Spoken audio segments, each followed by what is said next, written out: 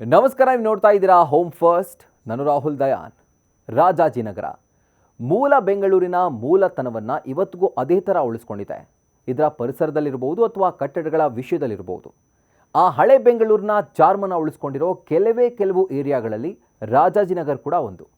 ಇವತ್ತಿಗೂ ಈ ಏರಿಯಾದಲ್ಲಿ ಒಂದು ರೌಂಡ್ ಹಾಕಿದ್ರೆ ನಿಮಗೆ ಅನೇಕ ಹಳೆ ಸ್ಟೈಲ್ ಆರ್ಕಿಟೆಕ್ಚರ್ ಇರುವಂಥ ಬಿಲ್ಡಿಂಗ್ಗಳು ಕಾಣಸಿಗ್ತವೆ. ಆದರೆ ಇದೇ ಏರಿಯಾದ ಸ್ವಾಟ್ ಅನಾಲಿಸಿಸ್ ಮಾಡಿ, ಅಂದರೆ ಸ್ಟ್ರೆಂತ್, ವೀಕ್ನೆಸ್, ಆಪರ್ಚುನಿಟಿ, ಥ್ರೆಟ್, ಈ ಸ್ವಾಟ್ ಅನಾಲಿಸಿಸ್ ಮಾಡಿ ಇನ್ನೂ ಡೀಪ್ ಆಗಿ ರಾಜಾಜಿನಗರದ ಬಲ ಏನು, ದೌರ್ಬಲ್ಯ ಏನು ನೋಡೋಣ ಬನ್ನಿ. ಸ್ಟ್ರೆಂತ್ ವಿಷಯಕ್ಕೆ ಬರೋ ಹಾಗಿದ್ರೆ ಅತ್ಯಂತ ವೇಗವಾಗಿ ಬೇರೆ ಜಿಲ್ಲೆಗಳಿಗೆ ಹಾಗೂ ನಗರದ ಬೇರೆ ಭಾಗಗಳಿಗೂ ಕೂಡ ರಾಜಾಜಿನಗರ ಸಂಪರ್ಕವನ್ನು ಕಲ್ಪಿಸುತ್ತೆ. ಜೊತೆಗೆ ಒಳ್ಳೆ ರೆಸಿಡೆನ್ಷಿಯಲ್ ಆ್ಯಂಡ್ ಕಮರ್ಷಿಯಲ್ ಏರಿಯಾ ಕೂಡ ಆಗಿದೆ. ಎರಡಕ್ಕೂ ಕೂಡ ಈ ರಾಜಾಜಿನಗರ ಸೆಟ್ ಆಗುತ್ತೆ. ಪ್ರತಿ ಏರಿಯಾದಲ್ಲೂ ಕೂಡ ಪಾರ್ಕ್, ಆಟದ ಮೈದಾನ ಹಾಗೆ ಧಾರ್ಮಿಕ ಸ್ಥಳಗಳಿದ್ದಾವೆ. ಸೊ ಇದು ರಾಜಾಜಿನಗರದ ಸ್ಟ್ರೆಂತ್ ಆಗಿದೆ. ಇನ್ನು ವೀಕ್ನೆಸ್ ವಿಷಯಕ್ಕೆ ಬರೋ ಹಾಗಿದ್ರೆ ಮೂಲ ಸೌಕರ್ಯಗಳ ಕೊರತೆ ಇನ್ನು ಕೆಲವೊಂದು ಭಾಗದಲ್ಲಿ ಅದೇ ಥರ ಇದೆ. Old wine in a new bottle ಅನ್ನೋ ರೀತಿ ಇರುವಂಥ ಮೂಲ ಸೌಕರ್ಯಗಳಿಗೆ ಇನ್ನಷ್ಟು ಡೆವಲಪ್ ಆಗಬೇಕು, ಇನ್ನಷ್ಟು ಡೆವಲಪ್ಮೆಂಟ್ ತರಬೇಕು. ಆದರೆ ಬೇರೆ ಯಾವುದೇ ದೊಡ್ಡ ಮಟ್ಟದ ಕಾಮಗಾರಿಗಳಿಗೆ ಇಲ್ಲಿ ಅವಕಾಶಗಳಿಲ್ಲ. ಯಾಕೆ ಅಂತಂದರೆ ಕಾಮಗಾರಿಗಳನ್ನ ಮಾಡೋದಕ್ಕೆ ಅಷ್ಟು ದೊಡ್ಡ ಜಾಗ ಕೂಡ ಇಲ್ಲ.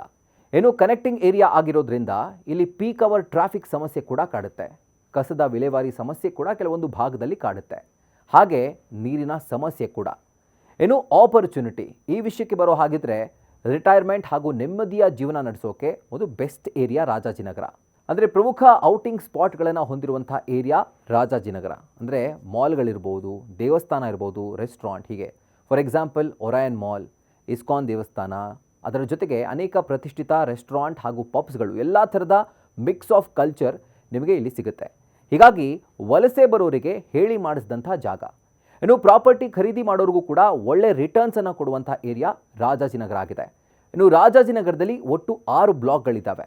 ಅದರಲ್ಲಿ ಮೊದಲನೇ ಬ್ಲಾಕ್, 3ನೇ ಬ್ಲಾಕ್ ಹಾಗೂ 5ನೇ ಬ್ಲಾಕ್ ಮಿಕ್ಕ ಬ್ಲಾಕ್ಗಳಿಗಿಂತ ದುಬಾರಿ.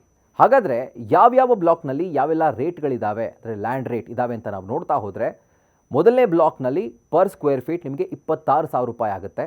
ಇನ್ನು 2ನೇ ಬ್ಲಾಕ್ನಲ್ಲಿ ಚದರ ಅಡಿ 14,000 ನಿಮಗೆ ಕಾಸ್ಟ್ ಆಗುತ್ತೆ. ಇನ್ನು 3ನೇ ಬ್ಲಾಕ್ನಲ್ಲಿ 28,000ವರೆಗೂ ಕೂಡ ಇದರ ಲ್ಯಾಂಡ್ ರೇಟ್ ಇದೆ.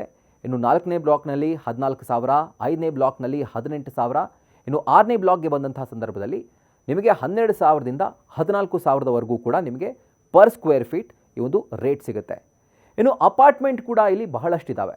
1ರಿಂದ 6ನೇ ಬ್ಲಾಕ್ವರೆಗೂ ಕೂಡ ನಾವು ಅಪಾರ್ಟ್ಮೆಂಟ್ಗಳನ್ನ ನೋಡಬಹುದು. ಜೊತೆಗೆ ಮಧ್ಯಮ ವರ್ಗದವರು ಕೂಡ ಖರೀದಿ ಮಾಡ್ಬೋದಾದಂಥ ಅಪಾರ್ಟ್ಮೆಂಟ್ನಿಂದ ಹಿಡಿದು luxury apartment, luxury living space ಕೂಡ ಈ ಏರಿಯಾದಲ್ಲಿದ್ದಾವೆ.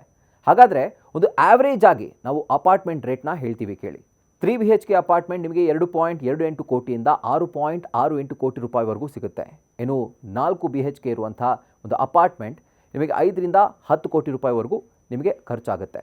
ಇನ್ನು 5 BHK ಇರುವಂಥ ಅಪಾರ್ಟ್ಮೆಂಟ್ಗಳು 18.78 ಇಂದ 19.54 ಕೋಟಿವರೆಗೂ ಕೂಡ ನಿಮಗೆ ಸಿಗುತ್ತೆ. ಇನ್ನು ಕೊನೆಯ ವಿಷಯ ಥ್ರೆಟ್. ಈ ವಿಷಯಕ್ಕೆ ಬರೋ ಹಾಗಿದ್ರೆ ಪ್ರತಿ ಬ್ಲಾಕ್ನಲ್ಲೂ ಕೂಡಿಕೊಂಡಂತೆ ಕೆಲವೊಂದು ಹಿಂದುಳಿದ ಪ್ರದೇಶಗಳಿದ್ದಾವೆ. ಹೀಗಾಗಿ ಹೂಡಿಕೆಗೆ ಬರುವಂಥ ಕಂಪನಿಗಳು ಅಥವಾ ಬಿಲ್ಡರ್ಗಳು ಒಂದು ಸ್ವಲ್ಪ ಹಿಂಜರಿಬಹುದು. ಇನ್ನು ಜಾಗದ ಕೊರತೆಯಿಂದ ಅಭಿವೃದ್ಧಿ ಕುಂಠಿತ ಆಗಿದೆ ರಾಜಾಜಿನಗರದಲ್ಲಿ. ಇನ್ನು ನೀವೇನಾದರೂ ಬಲ್ಕ್ ಸೈಟನ್ನು ಖರೀದಿ ಮಾಡ್ತೀರಿ ಅಂತಂದರೆ ಅದು ಕೂಡ ಕಷ್ಟ. ಯಾಕೆ ಅಂತಂದರೆ ಇರುವಂಥ ಜಾಗದಲ್ಲಿ ಬಲ್ಕ್ ಸೈಟ್ ಖರೀದಿಗೆ ಅವಕಾಶನೇ ರಾಜಾಜಿನಗರದಲ್ಲಿ ಇಲ್ಲ. ಅಷ್ಟು ಡೆವಲಪ್ ಆಗಿರುವಂಥ ಏರಿಯಾ ಅದು. ಸೊ ಇದೆಲ್ಲವೂ ಕೂಡ ಅಂದರೆ ಈ ಸ್ವಾಟ್ ಅನಾಲಿಸಿಸನ್ನು ನಿಮ್ಮ ಮುಂದೆ ಇಟ್ಟಿದ್ದೇವೆ. ಸೊ ಇದು ರಾಜಾಜಿನಗರದ ಸ್ವಾಟ್ ಅನಾಲಿಸಿಸ್. ಸೊ ಇದೇ ಥರದ ಮತ್ತಷ್ಟು ರಿಯಲ್ ಎಸ್ಟೇಟ್ ಅಪ್ಡೇಟ್ಸ್ಗಳಿಗಾಗಿ ಹಾಗೂ ಮನೆ ಕುರಿತಾದಂಥ ಇಂಟ್ರೆಸ್ಟಿಂಗ್ ಸಬ್ಜೆಕ್ಟ್ಗಳಿಗಾಗಿ ಹೋಮ್ ಫಸ್ಟ್ ಚಾನಲ್ನ ಸಬ್ಸ್ಕ್ರೈಬ್ ಮಾಡಿ, ಬೆಲ್ ಐಕಾನ್ ಕ್ಲಿಕ್ ಮಾಡೋದನ್ನು ಮರಿಬೇಡಿ.